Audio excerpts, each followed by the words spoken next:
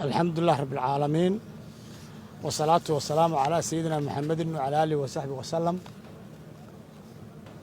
مدريال لما صحافة مدح بنانية تقرن كبا هي صاحبة جودي كودا جرنو مركورة. السلام عليكم ورحمة الله وبركاته. سلام كدب سداو وسيركو إدين شاقي وحن ما أنتهاكم سوجوك سني لبا الرماد oo kala aamidinaan warbixin idinka siino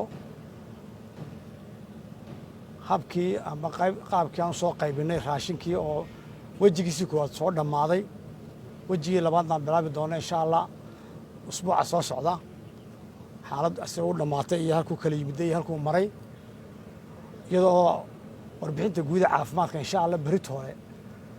wixii agabina soo gaadhay iyo wixii kusoo wali ayna soo gaadhin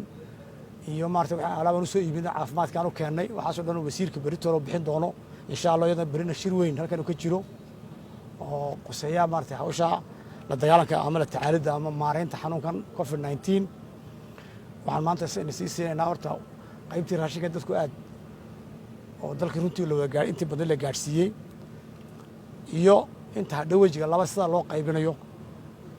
saad la socoteen waxaan sheegnay in 40,000 oo qoys la gaarsiin doono wajiga koowaad dhammaan magaalooyinka waaweyn dalka waxaa ka faa'iidaystay halkaasi 40,000 iyo wuxuu noqday raashinkii la qaybiyey 110 qoys way ka faa'iidaysteen 12 magaalo ee u horeeyay Hargeysa oo caasimadii 13,000 iyo 110 qoys bay la siiyey Burco waxaa la siiyey 5,000 qoys Boorama waxaa la siiyey 4,800 qoys Gaabo waxaa la siiyey 3,800 qoys Berbera waxaa la siiyey 2,800 qoys Laascaanood 3,500 qoys Gabiley 2,000 qoys Aynabo 1,500 qoys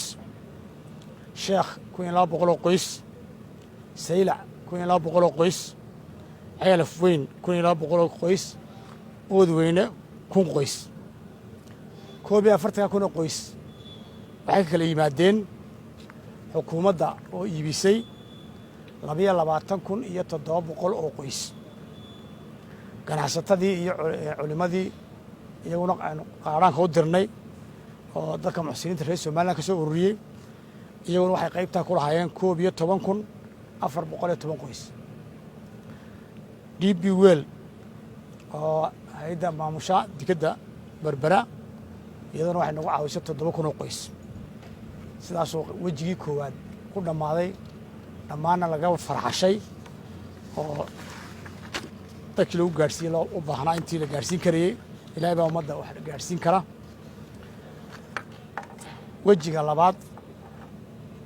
oo ah 20,000 qoys oo dambeynaan qorsheynayna inaan qaybna haddii alla idhaa waxaan ugu talagalnay iyagana 11 degmo doorasho oo ka hadhay dalka oo fayskii labaad ugu talagalnay baran waxaa la gaarsiin doonaa iyo deegaanadeeda 2,000 qoys Garadag 1,600 qoys Dhahar 1,500 qoys Laas Qoray 1,400 qoys Taleex 1,600 qoys Xudun 1,600 qoys Buuhoodle 2,000 qoys Galooley oo ka mid ah deegaanka Buuhoodle 400 qoys Balegubadle 1,600 qoys Salaxley 1,600 qoys qaybo yaroo ka hadhay magaalada saddexdeeda ka hadhay oo qaybtii hore gaari weyday 1,100 qoys Wajaale 500 qoys Baki 1,500 qoys Luqaya 1,600 qoys intaasina waa 20,000 qoys insha Allah oo usbuuca soo socda la qaybin doono waxa kale warbixin maanta halkan soo joogsanay in muddadii sida sheekhu sheegay in soo shaqeynaa 4 bilood ahayd maadaama xanuunkii intii badnayd ama culayskiisii loo arkay adduunyadiinu uu dhacay laakiinse uu noqday xanuun loo baahan yahay in lala noolaado inaan ku dhex jirno uu noqday oo safmar ilaahay nooga dhigay magacii safmarkaan isticmaalay runtii ilaahay uu nooga dhigo safmar buu inoo noqday oo dee dhibaatadii uu u geeyey ama u geystay waddannada qaarkood inama gaadhsiinin saa darteed guddiga heer qaran ee kahortega iyo maaraynta xanuunka covid-19 waxa ay hore u soo saareen go'aamo la xidhiidha xayiraado la saaray qaybo ka mid ah adeegyadii iyo shaqooyinkii gudaha dalka socday sidoo kale waxay yadna xayiraad la saaray ahayd duulimaadyadii diyaaradaha rakaabka ee ka imanaya dibadaha iyo isku socodkii xuduudaha dalka hadday tahay dhulka iyo baddaba haddaba guddiga iyagoo ogsoon inay weli jirto khatartii xanuunka covid-19 bulshada dhexdeeda ku faafi karo ummaddana si weyn ugu adkaynaysa in qof walba oo naga midii muujiyo taxadir iyo mas-uuliyad dheeraada oo xanuunkan laga hortegayo guddiga heer qaran iyagoo haddana mudnaanta koowaad siinaya in si kasta oo loo yarayn karo culays iyo cidhiidhi ku yimaada habsami socodka nolosha bulshada reer somaliland ee maalinlaha ah guddiga heer qaran iyagoo oo si dhab ah u dareensan maskaxdana ku haya saamaynta ay nolosha bulshada iyo dhaqaalaha ku yeelan karto haddii la sii wado xayiraadaha ka dhashay xanuunkani covid-19 awgii guddiga qaranka iyagoo ka duulaya dhammaanba qodobada kor ka xusan iyo weliba duruufaha gaarka ah ee ku gadaaman ama uu la yimiday xanuunkan coronavirus la yimiday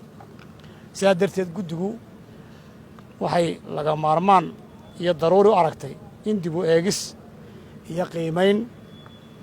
iyo wax ka beddel lagu sameeyo dhammaan go'aamadii iyo xayiraadihii ay guddiga heer qaran hore uga soo saareen ka hortegga iyo la tacaalidda covid-19 haddaba guddiga heer qaran ee ka hortegga iyo maaraynta xanuunkani waxay bulshada jamhuuriyadda somalilan guda iyo dibadba iyo cid kasta oo ay khusayso halkan ugu wargelinayaan go'aanadan soo socda kow in laga bilaabo 30 bisha juun oo dhammaadka bishan ah guddigu waxay gebi ahaanba qaadeen dhammaanba xayiraadihii la saaray nooc kasta oo ka mid ah adeegyadii iyo shaqooyinkii dalka gudihiisa kuwaasoo hore loogu xayiray xanuunka awgii sida adeegyadii waxbarashadii ganacsiga huteeladii gaadiidkii wixii la mid ah waxaa waajib ah in adeeg iyo shaqo kasta oo laga qaada xayiraaddo ay u hoggaansamaan dhammaan habraacyada qaranka ee loo dejiyey qodobka labaad waxay guddigu qaadeen dhammaan xayiraaddii la saaray iyadana duulimeedyadii diyaaradaha ee rakaab keenayey kana soo degaya madaarada dalka sidoo kale waxaa iyana laga qaaday dhammaanba xayiraaddii la saaray isku socodka xuduudaha laga soo galo xagga dhulka iyo badda iyo cirkaba waxaana waajib ah in mar walba loo hoggaansamo dhammaanba habraacyada qaranka ee loo dejiyey ka hortegga faafidda covid-19 qodobka saddexaad waxay guddigu ku wargelinaysaa dadka dalka dibaddiisa ka imanaya ee ka soo degaya ka soo galaya xuduudaha ama dhulka ka soo galo ama cir ama bad